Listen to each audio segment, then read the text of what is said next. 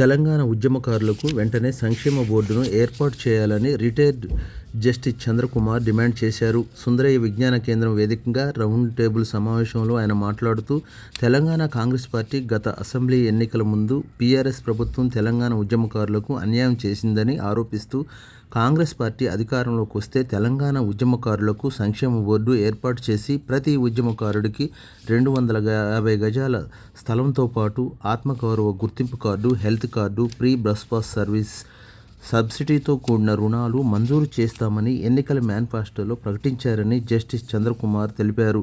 ఎన్నికల్లో తెలంగాణ ఉద్యమకారులు స్పందించి కాంగ్రెస్ పార్టీకి మద్దతు తెలుపుతూ పెద్ద ఎత్తున ప్రజల చేత ఓట్లు వేయించడం ద్వారా కాంగ్రెస్ పార్టీ అధికారంలోకి రావడం జరిగిందని జస్టిస్ చంద్రకుమార్ తెలిపారు. కాంగ్రెస్ పార్టీ అధికారంలోకి వచ్చిన తర్వాత 6 గ్యారంటీల పథకాలతో తెలంగాణ ఉద్యమకారులు కూడా దరఖాస్తు చేసుకోవాలని ప్రభుత్వం సూచించిందని, ఉద్యమకారులు అందరూ దరఖాస్తు చేసుకొని ఏడాది కావస్తున్నా ప్రభుత్వం స్పందించలేదని, దాని ఫలితంగా ఉద్యమకారులు తీవ్ర అసంతృప్తికి, నైరాశ్యానికి లోనయ్యారన్నారు. ప్రభుత్వం మీద వ్యతిరేకత వ్యక్తం చేస్తున్న తరుణంలో నా బాధ్యతగా కాంగ్రెస్ పార్టీ జాతీయ నాయకులు రాహుల్ గాంధీతో కూలంకుషంగా మాట్లాడానని జస్టిస్ చంద్రకుమార్ అన్నారు. రాహుల్ గాంధీ సానుకూలంగా స్పందించి తెలంగాణ ఉద్యమకారులను సమీకరించి ఒక డెలిగేషన్ టీమ్గా ఢిల్లీకి రావాలని ఆదేశించినట్లు జస్టిస్ చంద్రకుమార్ తెలిపారు. దీనికోసం తెలంగాణ ఉద్యమ సంఘాలన్నింటినీ సంఘటితమై రౌండ్ టేబుల్ సమావేశం ఏర్పాటు చేశామని, ఈ సమావేశంలో తెలంగాణ సాంస్కృతిక చైర్మన్ వెన్నెలక్క, విమలక్క, ఝాన్సీ, డాక్టర్ చెరుకు సుధాకర్, ప్రొఫెసర్ ననుమాద స్వామి, ప్రొఫెసర్ అన్వర్ ఖాన్, చెన్న రాములు, మల్లేష్ గౌడ్, గారపాటి శ్రీనివాసరావు, కోల జనార్దన్, అంబు రాథోడ్, రామగిరి ప్రసాద్, వశపాక నరసింహ, సునీత, వీరస్వామి, బొల్ల యాదవ్, దయానంద్, పృథ్వీరాజ్, విఠల్ తదితరులు పాల్గొని ప్రభుత్వం తెలంగాణ సంక్షేమ బోర్డును ఏర్పాటు చేయాలని డిమాండ్ చేశారు. లేని పక్షంలో ప్రభుత్వం విధానాన్ని నిరసిస్తూ ప్రభుత్వానికి వ్యతిరేకంగా రాజకీయ ప్రణాళికలతో ప్రజలలోకి రావడానికి సంసిద్ధమవుతున్నామని హెచ్చరించారు. సమాజంలో ఎక్కడ గొప్ప మార్పులు వచ్చినా, ప్రజలకు స్వాతంత్రం వచ్చినా, ప్రజల హక్కులు నెరవేరినా కూడా, లేదా పేద ప్రజలకు అనుకూలమైన ప్రభుత్వాలు ఏర్పడినా కూడా పోరాటాలు లేకుండా, ఉద్యమాలు లేకుండా ఈ దేశంలో మార్పులు రాలేదు. ఉద్యమాలు చేసినటువంటి వాళ్ళు, పోరాటాలు చేసినటువంటి వాళ్ళ వల్లనే ఏదైనా సాధ్యమైంది. ఆ రోజు భగత్ సింగ్ కావచ్చు, చంద్రశేఖర్ ఆజాద్ కావచ్చు, సుభాష్ చంద్రబోస్ కావచ్చు, అల్లూరి సీతారామరాజు నాటి వాళ్ళు, వాళ్ళ పోరాటాల వల్లనే మనకు స్వాతంత్రం వచ్చింది. అనేక ఉద్యమాల్లో, కమ్యూనిస్ట్ ఉద్యమాల్లో కావచ్చు, తెలంగాణ సాయుధ పోరాటంలో కావచ్చు, ఈరోజు నక్సలైట్ పోరాటాల్లో కావచ్చు, లేదా అనేక ఉద్యమాల్లో పాల్గొనేటువంటి వాళ్ళల్లో చాలామంది అమరులయ్యారు. ఇక్కడ ఇబ్రహీంపట్నం ఏరియాలో సిపిఎంలో పనిచేస్తూ ఉండే మనకు ఉపాసన నన్నారని ఆ ఇద్దరు యువకులను కూడా అక్కడ ఉండే పోస్టుల గుండాను చంపేసినారు. కొంతకాలం తర్వాత నేను వాళ్ళ ఫ్యామిలీస్ గురించి తెలుసుకుంటే అక్కడ ఎవరైనా వాళ్ళ ఫ్యామిలీస్ను పట్టించుకోవడం లేదనేటువంటి విషయం కూడా తెలిసింది. అంటే ఇట్లాంటి సంఘటనలు చాలా ఉన్నాయి. ఆ రోజు ఉద్యమాలలో పాల్గొని చిక్కుపోయిన కుటుంబాలు, ఆస్తులు కోల్పోయిన వాళ్ళు, జైల్లో ఉన్న వాళ్ళు, దెబ్బలు తిన్న వాళ్ళు ఎన్నో కష్టాలు పడ్డారు. పోలీస్ స్టేషన్లో దెబ్బలు తిన్న వాళ్ళు ఉన్నారు. రోజుల తరబడి పోలీస్ కస్టడీలో ఉన్న వాళ్ళు ఉన్నారు. ఎమర్జెన్సీలో జైలు పోయిన వాళ్ళు ఉన్నారు. ఆఫీసుల మీద, ఇప్పుడు విమలకలాంటి వాళ్ళ ఆఫీసుల మీద దాడులు చేసి ఆమె అలాంటి వాళ్ళ మీద కూడా ఎన్నో కేసులు పెట్టినటువంటి సంఘటనలు ఉన్నాయి. ప్రభుత్వానికి వ్యతిరేకంగా ఉన్నారు అంటే ఉపాలాంటి చట్టాలు పెట్టి సంవత్సరాల తరబడి జైల్లో పెట్టేటటువంటి ఒక పద్ధతి కూడా ఉన్నారు. కానీ ఒకటి మట్టుకు వాస్తవం, త్యాగాలు లేకుండా ఏది సాధ్యం కాదు. కొంతమంది త్యాగాలు చేస్తేనే ఏదైనా సాధ్యమవుతుంది. కానీ త్యాగాలు లేకుండా అంటే కూర్చున్న వాళ్ళ వల్ల ఏసీ రూమ్లో కూర్చున్న వాళ్ళ విప్లవాలు వస్తాయంటే ఏసీ రూమ్లో కూర్చున్న వాళ్ళ మార్పులు ఎప్పుడు సాధ్యం కావు, ఎప్పుడు రావు కూడా ప్రపంచంలో. అందుకని ఏంటంటే అయితే వాస్తవాలను గమనించి చూసినట్టే ఎట్లా ఉంటుందంటే కష్టం ఒకటి ఫలితం. వ్యవసాయంలో కష్టం ఒకటి చేస్తారు, పండిన పంటలంతా దొరల ఇంటికో లేకపోతే బ్రోకర్లకో మధ్య దళాల యొక్క లాభాలు తీసుకుంటూ ఉంటారు. పరిశ్రమలో శ్రామికులు పనిచేస్తారు, వచ్చిన లాభాలన్నీ కూడా కార్పొరేట్ కంపెనీలు పెట్టుబడిదారులు తీసుకుంటారు. అలానే ఉద్యమాల్లో ఏం జరుగుతుందంటే త్యాగాలు చేసేది ఒకరు, భోగాలు అనుభవించే వారు ఒకరు అనేది మనకు తెలుస్తాము. ఇప్పుడు ఈ సమావేశం సార్ రౌండ్ టేబుల్ సమావేశంలో ఈ ఉద్యమాలు చేసినప్పుడు ఏ విధంగా గుర్తించగలరు? ఉద్యమాలు చేసిన వాళ్ళని ఏ విధంగా గుర్తించగలరు? ఉద్యమాలు చేసిన వాళ్ళని గుర్తించడానికి ప్రభుత్వం దగ్గర తగినంత రికార్డ్స్ ఆల్రెడీ ఉంటాయి. ఉద్యమాల్లో చేసినటువంటి వాళ్ళు అమరులైనటువంటి వాళ్ళ పేర్లు ఆ రోజు పత్రికల్లో వచ్చుంటాయి, పేపర్లో వచ్చుంటాయి, టీవీలో వచ్చుంటాయి, పోలీస్ స్టేషన్లో రికార్డ్స్లలో ఉంటుంది, ఆత్మహత్య చేసుకున్నది తెలుస్తుంది. అదేవిధంగా జైలుకు పోయిన వాళ్ళందరూ రికార్డ్స్ ఉంటాయి. లేదా పోలీస్ స్టేషన్లో కేసులు బట్టి రిమాండ్కి అయినటువంటి వాళ్ళు జైలు పోకుండా కూడా పోలీస్ స్టేషన్లో కేసులు ఎవరైనా ఆ రికార్డ్ దొరుకుతాయి. అప్పుడున్నటువంటి పత్రికలు కానీ అప్పుడున్నటువంటి ఒక ఫోటోలు కానీ వాటిని ఆధారంగా కూడా ఉద్యమకాలు ప్రభుత్వం ఏం చేసినా వాళ్ళు తప్పించుకోవడం కోసం ప్రభుత్వాలు పాటిస్తుంటాయి. ఈ బెనిఫిట్స్ అనేది రావద్దని చూస్తుంటాయి. మనం ఏ విధంగా గుర్తించగలుగుతాం? ఈ రికార్డ్స్ బేసిక్ ఏమంటున్నామంటే ప్రభుత్వానికి ఏమని చెప్తుంటే ఎవరెవరో లిస్టులు ఇచ్చారు, ఒకళ్ళు ఇచ్చిన లిస్టులకు పొందులు లేకుండా ఉన్నది. ప్రభుత్వం కూడా ఈవెన్ అమరవీరుల కుటుంబాల లిస్టులు కూడా ప్రభుత్వం సరిగ్గా తయారు చేయలేకపోయింది. జైల్లో ఉన్నటువంటి వాళ్ళు కూడా ఉద్యమకారులు కూడా ఇంతవరకు లిస్టు సరిగ్గా తయారు కాలేదు.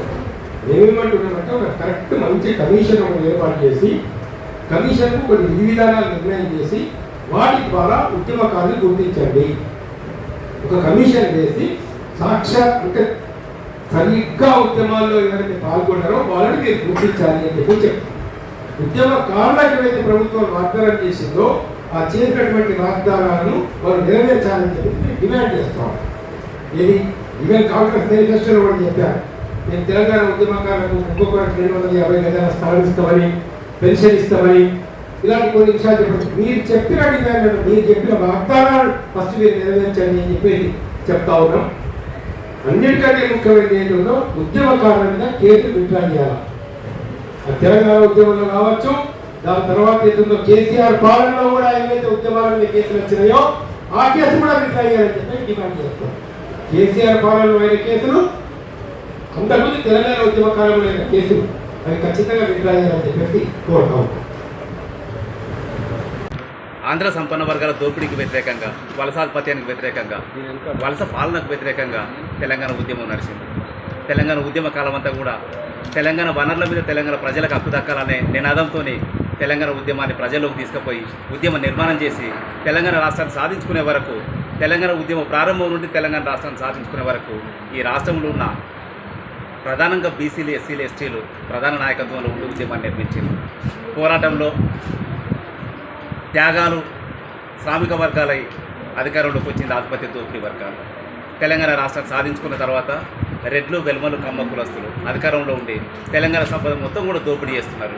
ఆ దోపిడీకి వ్యతిరేకంగా తెలంగాణ ఉద్యమ స్ఫూర్తితో మరొకసారి ఆ పోరాటాలు కొనసాగిస్తామని తెలియజేస్తూ, తెలంగాణ ఉద్యమంలో ఎన్నో రకాలుగా త్యాగాలు చేసినటువంటి మహనీయులు చాలామంది ఉన్నారు. ప్రాణ త్యాగాలు చేసిన వాళ్ళు ఉన్నారు, ఆర్థికంగా చిక్కుపోయిన వాళ్ళు ఉన్నారు, చిత్రహింసల పాలైన వాళ్ళు ఉన్నారు, జైల్లో పాలైన వాళ్ళు ఉన్నారు, విద్యా జీవితాన్ని కోల్పోయిన వాళ్ళు ఉన్నారు, ఉద్యోగ అవకాశాలు కోల్పోయిన వాళ్ళు ఉన్నారు. వీళ్ళందరినీ కూడా ప్రభుత్వం గుర్తించి ప్రభుత్వ పరంగా సంక్షేమ పథకాలలో వీళ్ళకు ప్రత్యేక అవకాశాలు కల్పించాలని, తెలంగాణ ఉద్యమకారులకు సంక్షేమ బోర్డు ఏర్పాటు చేయాలని డిమాండ్ చేస్తూ ఈరోజు రౌండ్ టేబుల్ సమావేశం జరుగుతున్నది. ఈ రౌండ్ టేబుల్ సమావేశం ప్రధాన ఉద్దేశం తెలంగాణ ఉద్యమకారులకు సంక్షేమ బోర్డు ఏర్పాటు చేయాలి. ఆ ఉద్యమ ప్రభుత్వం మన అసెంబ్లీ ఎన్నికలకు ముందు ఇచ్చినటువంటి హామీలు ఏవైతున్నాయో ఆ హామీలు అమలు చేయాలని డిమాండ్ చేస్తున్నాం. అదే సందర్భంలో తెలంగాణ ఉద్యమ నినాదాలు ప్రభుత్వ విధానాలుగా మారేంత వరకు మా పోరాటాలు యథావిధిగా కొనసాగిస్తామని తెలియజేస్తూ లాస్ట్ టైం వచ్చాము అంటే మరి ఇప్పుడు వచ్చి ఒక్కసారి చెప్పి వెళ్దామని మీతో వెళ్దామని చెప్పి వెళ్దామని వచ్చాము. ఎప్పుడు మీటింగ్ అయినా సరే గంటలు ఉండకపోయినా సరే ఖచ్చితంగా వచ్చి మీ వెనక ఉంటానని చెప్పడానికి పరిగెత్తుకుంటా 2 గంటలు ప్రయాణం అయితే కొంచెం మళ్ళీ నేను వెళ్ళాల్సి ఉంటుంది కాబట్టి నేను మీతో పాటు ఉన్నాను. ఖచ్చితంగా మీ పోరాటంలో మన పోరాటంలో భాగమైతాయని తెలియజేశారు. తొలి దశ మలి దశ తెలంగాణ ఉద్యమంలో ఇంతకుముందు మిత్రులు మాట్లాడినట్లుగా ఎంతోమంది అమరత్వం ఉంది, ఎంతోమంది త్యాగం ఉంది. దాంట్లో జైళ్ళు, శిక్షలు, ఇప్పటికీ సార్ అన్నట్లు కేసులు ఎత్తివేయబడకుండా కొనసాగుతున్నటువంటి తీరు, గత ప్రభుత్వం పెట్టినటువంటి కేసులని ఇప్పుడు ఈ ప్రభుత్వం కూడా ఇప్పటికీ కొనసాగించేటువంటి తీరు కూడా సరైనది కాకుండా ఉన్నటువంటి పరిస్థితిలో మనం ఇక్కడ ఉద్యమకారుల సమావేశం ఒకటి మనం ఇక్కడ జరుపుకుంటా ఉన్నాం. అయితే ఈ తెలంగాణ ఉద్యమంలో ఎవరెవరు ఏమేమి కోల్పోయినరు అనేటువంటిది అనుకున్నప్పుడు ఫస్ట్ ప్రాణాలు కోల్పోయినటువంటి వాళ్ళకి మనం ఏం చేయగలిగినాం అనేటువంటి చాలా ముఖ్యమైనటువంటి పాయింట్ ఇక్కడ. అందుకనే వాస్తవానికి ఇవాళ ఉన్నటువంటి ఈ ప్రభుత్వంలో అందులో సగం మందికి ఉద్యమం గురించి తెలియదు, ఉద్యమకారుల గురించి అసలు అవగాహనే లేదు.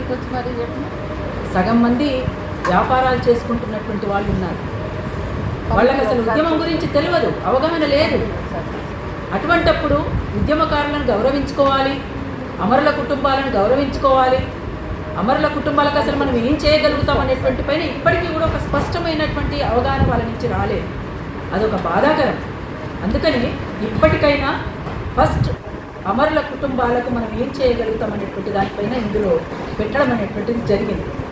అది చాలా ముఖ్యమైనటువంటిది ఇందులో ఉన్నది. ఇది ఇందులో రానటువంటిది ఏంటంటే ఇప్పుడు సార్ మాట్లాడిండు, చెప్పిండు అక్రమ కేసులు అంటే ఆనాడు మలిదశ తెలంగాణ ఉద్యమంలో పెట్టినటువంటి కేసులని ఎత్తివేయాలని చెప్పేసినటువంటి ప్రధానమైనటువంటి డిమాండ్ కూడా ఇందులో లేదు. అదొక్కటే యాడ్ చేస్తే సరిపోతుంది.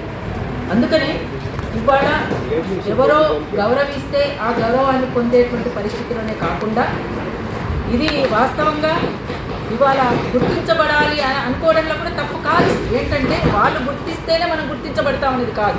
ఆల్రెడీ ప్రజలు గుర్తించారు. గుర్తించినటువంటి దానిపైన అసలు మీ అవగాహన ఏమిటి, మీ స్పష్టమైనటువంటి వైఖరి ఏం చేయదలుచుకున్నారు, ఏం చెప్పదలుచుకున్నారు అనేటువంటి దానికోసమే ఈ సమావేశం. అందుకోసమే ఇవాళ ఎవరి సొమ్ము ఎవరి జేబులో నుంచో ఎవరి ఆస్తులలో నుంచో ఇవాళ అమరుల కుటుంబాలకైనా ఉద్యమకారులకైనా లేకపోతే కళాకారులు చాలామంది బాధపడుతున్నటువంటి వాళ్ళకైనా నిరుద్యోగులకు సంబంధించినటువంటి అంశమైన అనేక అంశాలు ఉన్నాయి. ఒకటి కాదు, రెండు కాదు. ఇంతకుముందు మాట్లాడినట్టుగా 7 అంశాలలో ఒక ప్రజాస్వామికమైనటువంటి వాతావరణం ఉండాలి అనేటువంటి దాంట్లో అసలు అది లేనే లేదు. ప్రజాస్వామికమైనటువంటి వాతావరణమే లేదు.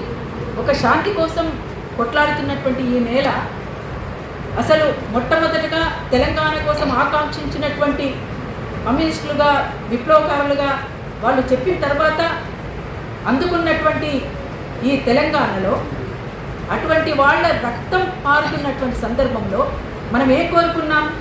తెలంగాణ వస్తే ఎన్కౌంటర్లు లేని తెలంగాణ కావాలి. సరే, మిగతా అంటే నీళ్లు, నిధులు, నియామకాలు అవన్నీ ఉన్నాయి. కానీ వాటితో పాటు ఒక స్వేచ్ఛాయుతమైనటువంటి వాతావరణం, శాంతి నెలకొనే విధంగా ఉండేటువంటి వాతావరణం ఉండే తెలంగాణ కావాలి, రక్తమోలని తెలంగాణ కావాలని కోరుకున్నాం. కానీ ఇవాళ రక్తపు పారిస్తున్నది కూడా ఈ రాష్ట్రంలో కూడా ఉంది కదా, కోల్పోతున్నాం కదా. వాళ్ళందరూ తెలంగాణను ఆకాంక్షించిన వాళ్ళు కదా. అట్లనే ఇంతకుముందు మాట్లాడినట్టుగా ఇంకా చాలామంది పేర్లను మనం ఇక్కడ ప్రస్తావించుకోవాల్సినటువంటి అవసరం ఉన్నది. పిచ్చల సత్యనారాయణ గారే కానీ ఇంకా మిగతా పేర్లు కూడా చాలామంది చెప్పింది ఇక్కడ. వాళ్ళందరినీ కూడా మనం ప్రస్తావించుకోవాల్సినటువంటి అవసరం ఉన్నది. అట్లా అనుకుంటే ఇప్పుడు సరే, ఇది మీడియాకైనా మనకైనా అందరికైనా ఇదే ఇప్పుడు న్యూస్. ఇది కూడా తొలి దశ ఉద్యమంలో దళంలో పనిచేసినటువంటి కామ్రేడ్ బండ్రు నరసింహకు నేను చిన్న బిడ్డను. ఆ పోరాటం గురించి వింటూ పెరిగినటువంటి వాళ్ళం. మలిదశ తెలంగాణ ఉద్యమంలో చాలా కీలక భూమిక పోషించినటువంటి టఫ్ దానికి ప్రొఫెసర్ కేశవరావు జాదవ్ గారు చైర్మన్గా పనిచేశారు. చైర్పర్సన్గా నేను పనిచేశాను. దిలీప్ అన్న ఉన్నారు సెక్రటరీ జనరల్గా. ఇంకా చాలామంది స్పోక్స్ పర్సన్గా ఇంకా చాలామంది అట్లా ఉన్నారు. అయితే సరే, బంటావార్పు ఉద్యమమే అయింది. ల్యాండ్ ఓయిల్స్ పైన జెండా ఎగిరేసింది, ఎంఆర్ ప్రాపర్టీస్ మీద జెండా ఎగిరేసింది, ఎయిర్పోర్ట్ పైన జెండా ఎగిరేసింది. ఇంతకుముందు తమ్ముడు విఠల్ మాట్లాడినట్టుగా కాసు బ్రహ్మానందరెడ్డి విగ్రహ ధ్వంసం ఉద్యమమే అయింది. టోల్ గేట్స్ పగలగొట్టింది ఉద్యమమే అయింది.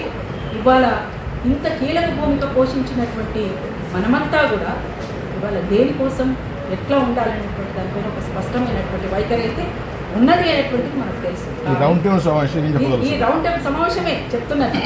అందుకనే ఇవాళ ఈ రౌండ్ టేబుల్ సమావేశంలో ఇక్కడ ఒకటి డ్రాఫ్ట్ కూడా తయారు చేయబడింది. ఇక్కడ దీనికి సంబంధించినటువంటి అంశాలు చాలా స్పష్టంగా ఇలా పేర్కొనబడినాయి. వీటన్నిటిపైన గవర్నమెంట్ ఏం చెప్పదలుచుకుంది వాళ్ళు ఉన్నటువంటి ప్రభుత్వం అనేటువంటిది మనం ఇక్కడ కూర్చున్నటువంటి మిత్రుల అభిప్రాయంగా ఉన్నటువంటిది. అందుకోసం సరే ఈ ప్రభుత్వం గుర్తిస్తేనే మనం గుర్తింపబడినట్ల అనేటువంటిది కాకపోయినప్పటికీ ఎవరి జేబులలోకి వెళ్ళి ఎవరికి ఏమి ఇవ్వాల్సినటువంటి అవసరం లేదు. శోభన్ అనేటువంటి ఒక ఉద్యమకారుడి పైన మానుకోటలో తూటా తగిలితే తీసుకొచ్చి ఇక్కడ హాస్పిటల్లో చేర్పించినటువంటి వాళ్ళు పృథ్వీ, భాషమన్న లాంటి వాళ్ళు ఉన్నారు. కానీ ఆ అబ్బాయి ఇప్పటికీ కూడా మంచాన పడి ఉన్నాడు. ఆ కుటుంబానికి పెద్ద దిక్కుగా ఆ పిల్లోడు ఉండాల్సింది, ఛాంపియన్ ఆ పిల్లోడు. వాస్తవంగా ఆయన మీద ఆధారపడినటువంటి కుటుంబాలు, అట్లాంటి చితికిపోయిన కుటుంబాలు కూడా చాలా ఉన్నాయి. అట్లాంటి కుటుంబాలను కూడా మనం పరిగణలోకి తీసుకొని వాటన్నిటిపైన ఇంకా యాడ్ చేయాల్సినటువంటి ఇంకేమేమి ఉన్నాయనేటువంటి దానిపైన కూడా కొంత కూర్చొని కూడా చర్చించుకొని దీన్ని మరింత ముందుకు తీసుకుపోవాల్సినటువంటి అవసరం ఉంటుంది. అందుకని ఫస్ట్ ప్రయారిటీ అమరుల కుటుంబాలు, నష్టపోయిన కుటుంబాలు, చితికిపోయిన కుటుంబాలు, ఉద్యమకారులు, కళాకారులు, ఇట్లా విడతలుగా ఉన్నటువంటి పరిస్థితి అయితే ఉన్నది. దానికి సంబంధించినటువంటి అంశంలో మరొకసారి కూర్చొని ఇక్కడ చర్చించుకొని దాన్ని ముందుకు తీసుకుపోయే విధంగా అఫీషియల్గా అంటే ఉంటుందని నేను భావిస్తున్నాను. దానికి సంబంధించిన దాంట్లో తప్పనిసరిగా నా వైపు నుంచి కూడా నా భాగస్వామ్యం ఉంటుందని, అట్లనే కేసులన్నింటినీ కూడా బేషరతుగా ఎత్తివేయాలని చెప్పేసి ప్రధానమైనటువంటి ఈ డిమాండ్ కూడా నా వైపు నుంచి నేను ఒకటి పెడుతున్నాను. ఎందుకంటే ఆనాడు రాహుల్ గాంధీ గారికి ఓపెన్ లెటర్ రాసినాం మేము.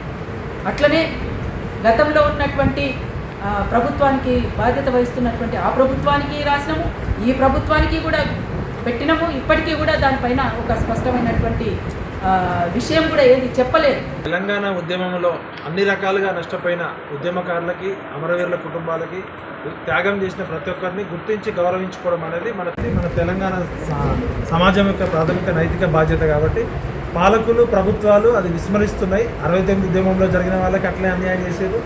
2001 నుంచి 2014 వరకు కావచ్చు, ఈ నేల మీద ప్రజల కోసం చనిపోయిన ప్రతి ఒక్క అమరవీరుల త్యాగాల్ని గుర్తించుకొని గౌరవించుకోవడం మన ప్రాథమిక బాధ్యత. కాబట్టి ప్రభుత్వం ఆ దిశగా చర్యలు తీసుకోవాలి, వాళ్ళు ఇచ్చిన హామీలు నిలబెట్టుకోవాలని కోరుతున్నాం. లేకపోతే తెలంగాణ సమాజం ఏం చేయాలో ఆలోచించి తగిన నిర్ణయం తీసుకుంటాం. ఈ పాలకులకి తగిన బుద్ధి చెప్తాం. అధికారంలోకి రాకముందు రాజకీయ పార్టీల వ్యవహార శైలి ఒక తీరు ఉంటుంది, అధికారంలోకి వచ్చిన తర్వాత ఒక తీరు ఉంటుంది. ఇప్పుడు వచ్చిన కాంగ్రెస్ గవర్నమెంట్ కూడా అధికారంలోకి వచ్చినందుకు అన్ని అబద్ధాలు, పచ్చి అబద్ధాలు మాట్లాడిండు.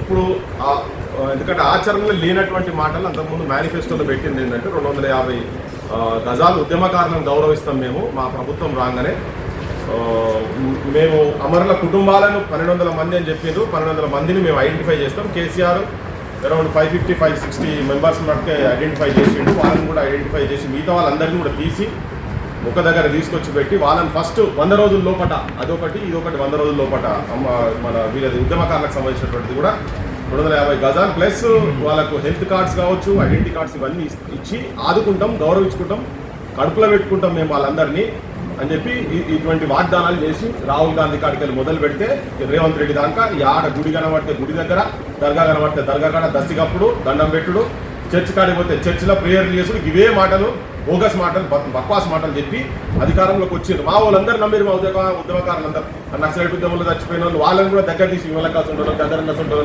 వాళ్ళు కూడా జెండా బానిసల లేండిరు అంటే లేచిరు, ఓట్లు గుద్దిరు, వచ్చి కూర్చున్నారు. ఈ కొడుకులు వచ్చి కూర్చున్నారు.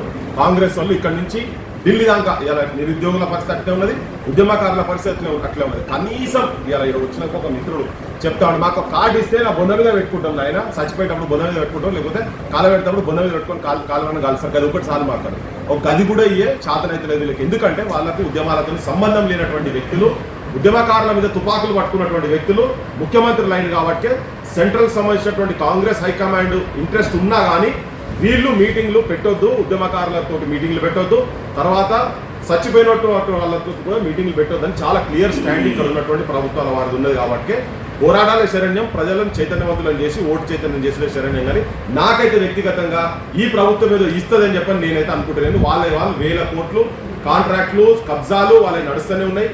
వాళ్ళ లిక్కర్ దందాలు, లిక్కర్ మాఫియాలు, శాండ్ మాఫియాలు, ల్యాండ్ మాఫియాలు, ఎడ్యుకేషన్ మాఫియాలు, హెల్త్ మాఫియాలు పెద్ద పెద్ద స్థాయిలో నడుస్తున్నది. కానీ కనీసం వీళ్ళు మాట్లాడకుండా కొంతమంది చెప్తున్న ఆరోగ్యం సంబంధించినటువంటి కూడా దిక్కు దివానా లేనటువంటి సిచ్యువేషన్ రాష్ట్ర ప్రభుత్వానికి ఉన్నది. కాకపోతే వాళ్ళు తోకున్న బొందల వాళ్ళే పడతారు. ఇది లాస్ట్ అవుతుందని చెప్పని ఇవన్నీ సరిదిద్దుకోకుంటే కాంగ్రెస్కి ఇది లాస్ట్ టర్మ్ అవుతుంది. ఇక మళ్ళీ ఎవడు కూడా ఎన్నుకోడు గవర్నమెంట్ అని చెప్పదలుచుకుంటాయి.